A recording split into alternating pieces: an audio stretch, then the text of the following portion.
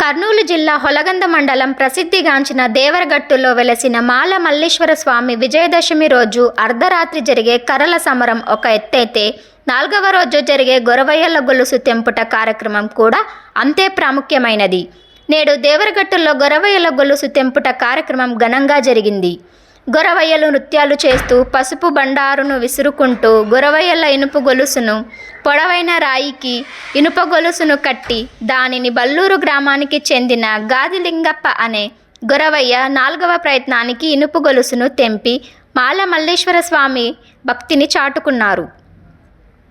అందులో భాగంగానే సింహాసనం కట్ట వద్ద గొరవయ్యల నృత్యాలు చేశారు. గొరవయ్య 4వ ప్రయత్నంలోనే గొలుసు తెంపేశారు. ఇలా ఎంత తొందరగా గొలుసు తెగితే ప్రజలకు మేలు జరుగుతుందని, పంటలు సమృద్ధిగా పండుతాయని భక్తుల విశ్వాసం.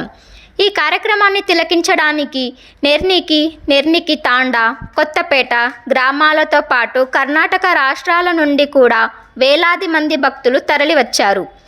భక్తులకు ఎలాంటి అవాంఛనీయ సంఘటనలు జరగకుండా పోలీసులు భద్రత ఏర్పాటు చేశారు.